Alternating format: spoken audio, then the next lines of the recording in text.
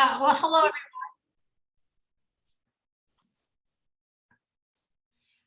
everyone, and welcome to this evening's Ignite Your Life, going from chaos to calm. I think we'd all agree that life is certainly unpredictable. And so when you think about your own personal life and the unpredictability that does occur, I would just want you to take a deep breath right now. And imagine and think how you could actually be and able to remain calm, even though things may seem really chaotic. Sometimes it's just taking that deep breath. But tonight, it's really about how to manage your emotions, triggers, frustrations, but still remain grounded, resourceful, and I even like to say sane. Because sometimes we all think, can my life be more crazy as it is right now? So anyway, that's how I want you to view this evening. I'm going to ask you some questions, and the idea of asking these questions is this. There's going to be 7 or 8 questions, and you're going to say yes or no, and the idea is to determine whether you do live in a continuous stress type situation. So here are the key questions. How many of you are stressed now or have experienced stress in your life? Yes. Yeah. How many of you feel like you're spinning all these different plates, but then there's a couple of them that are falling? How many of you are maybe going through some type of a crisis? It could be a life event. And we all have to admit that even through the COVID, that was a type of crisis because we never experienced anything like that before. How many of you feel that you get triggered easily, where you feel irritated and moody? How many of you find yourself stuck more in overwhelm than you are being proactive, moving forward?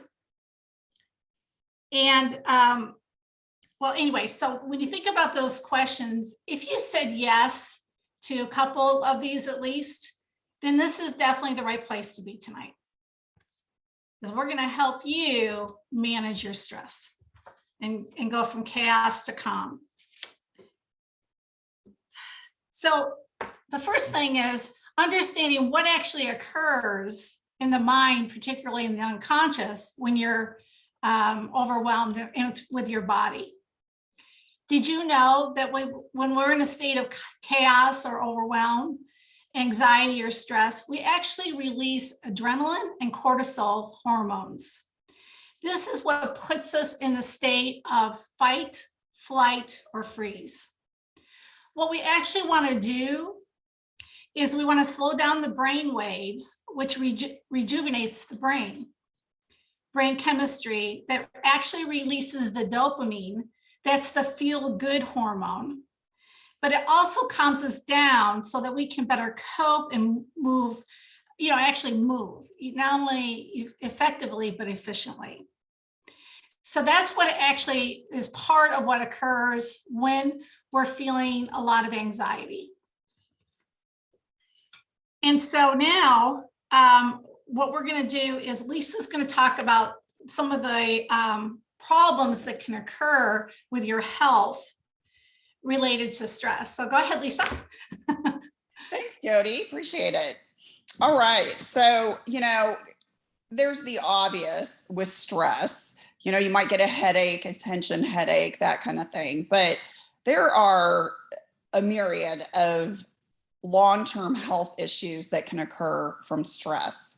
And it's pretty eye-opening. So one, it impacts your immune system. So if you're immune compromised, you're more likely, obviously, for risk of infection or viral overload. And in today's world, we certainly don't want to have a compromised immune system. Secondly, there can be digestive and reproductive issues. So, if you're trying to get pregnant, it could be really challenging if you're very stressed. And if you're feeling like you're constantly having like stomach issues, you might have IBS or other stress related issues that are actually hindering your proper digestive functions. There's a loss of sex drive, increased risk of heart attack and stroke, escalated aging process. I mean, we know we're going to age, but I don't think we want to age faster than we are. So that's not something we look forward to. Physical and emotional pain. Jodie kind of touched on the emotional aspect a little bit, but you can physically have pain as a result of stress. Sleep disruption. And when your sleep is compromised, it impacts all aspects of your life. Skin conditions, such as eczema. You might be at a higher risk for shingles too. Kind of scary. Weight gain. Again, as Jodie had mentioned, the cortisol. Well, cortisol can actually cause weight gain. Lack of mental clarity. Well, we don't want to lose our mental faculties. That's not helpful. Depression and unhappiness. Moodiness, irritability, and anger, feeling overwhelmed, feeling lonely and isolated, and developing nervous habits, such as like nail biting, for example. So these, and I failed to mention certain types of cancers actually as well. So these are all health problems that are related to chronic stress. So now Jodie is going to walk us through an exercise to help manage that. Yes, thank you. This is a really simple exercise. We actually have three great ones this evening. But the first one, all I would like for you to do is just grab a piece of paper. And in front of you, what you're going to do is you're just going to draw a circle on the piece of paper. And, you know, a lot of times when we're stressed out, this is why. So inside the circle, I want you to write the words, what I have personally control over. Outside the circle is what I do not have control over.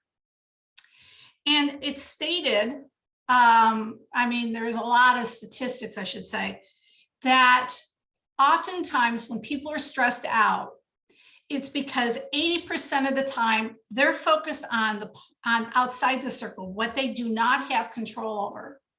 And then 20% is inside what they have control over. Well, there's an easy solution to this, and that's called flip it. So what you want to focus on is the inside the circle and not the outside of the circle. So let me give you some examples of both. On the outside of the circle, we have no control over the weather, okay? We have no control over what other people think, feel, or are about you or towards you. We have no control over, there's a whole lot of different things. Just help me, Lisa, what are some other things we don't have control over? All of a sudden, my mind went. COVID. Yeah, we don't have control over COVID. Yep. Sometimes we don't have control over remembering what we're going to say next. That is true. Well, I'm working on that one. But anyway, so it's those kinds of things where, honestly, we just don't, we don't have control even over what the government's going to do, just anything like that. So what we do, though, is we go into what we do have control over. So like, for an example, we do have control over how we view things in a positive perspective. Our internal dialogue, what we're saying to each other, our mindset, things that, the actions that we're going to take, the goals that we want to achieve each and every day, things like that. So the best thing you can do is write down a list of things that you have control over. Meditation, prayer, exercise, eating well, all those sorts of things we have control over. So what you want to do is you just to realize this, first of all, because we can't change what we're not aware of. When you're starting to feel this overwhelmed, ask yourself, which side of the circle are you, in the circle or outside the circle? And then just go back into the circle. sit down and ask yourself, what is the next best thing I can do for myself right now? And do that thing. So journal, write down some things that you can actually do so that you have kind of like a map of where you want to go instead of focusing so much attention over on the outside. So now when you do those sorts of things, and you're very mindful about this, because this is awareness, when you're mindful and you do these things, now you've flipped it. So 80% of your attention, which is going to give you the dopamine, the feel-good hormone, if you will, is going to make so much difference, because now only 20% is over here, and we are human. So we're going to be concerned about certain things. Like if I know I'm going to get hail hitting my house any minute, of course, luckily I have a great resource for that in case my roof goes bad. But the point is, it's true. We're going to have at least 20% of our time is going to be focusing on the reality of what's going on out here. But in the meantime, we can go and stay focused on inside the circle. So with that, that was one of my tools for today. And now Lisa's got a great one to share. So there you go, Lisa. Thanks, Jodie. As Jodie mentioned, really the key is to recognize when you are having these negative thoughts and, when your stress is escalating. And sometimes we just are just going, and we're not really present. And as she mentioned, you can't help yourself if you're not present and aware of really what is going on. So this next exercise is very helpful, not only to release stress, but it's great to get you grounded and present. And it takes a very brief amount of time. So if you're watching right now, I want you to just get comfortable in wherever you're sitting. And I want you to just look around and really focus on your surroundings. And I want you to pick out 5 things that you can see. And just say them to yourself, just 5 different things that you can see. Next, I want you to focus on 4 things that you can physically feel. And it might be the clothes that you're wearing. It could be air, that's circulating from a fan or air conditioning. Maybe you have a pet and they brush up against your legs. You could feel the chair underneath you. 4 things that you can physically feel. And then the next thing is 3 things that you can hear. So what are 3 different things that you can hear?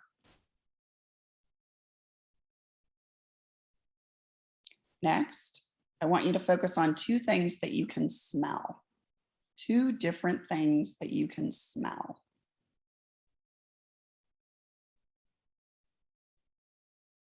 And lastly, 1 thing that you can taste.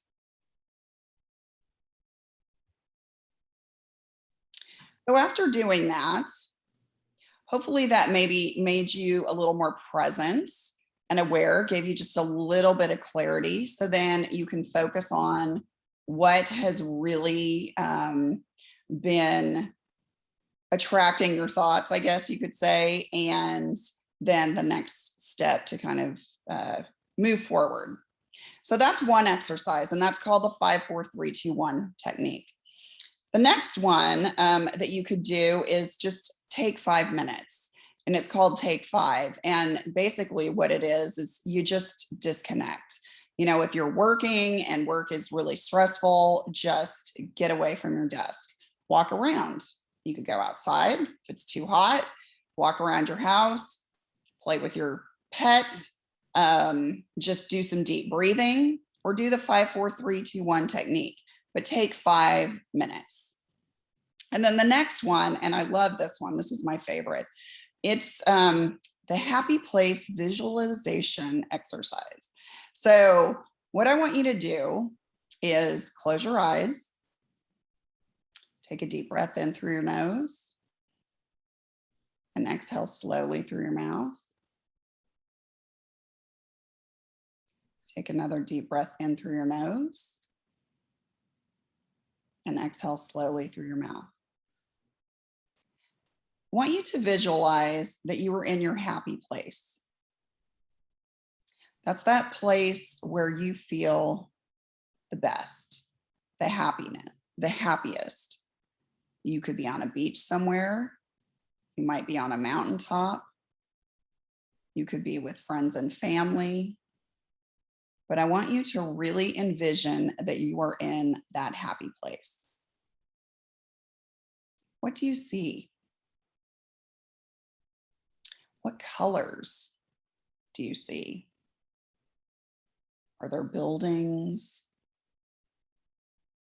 nature, scenery, maybe other people?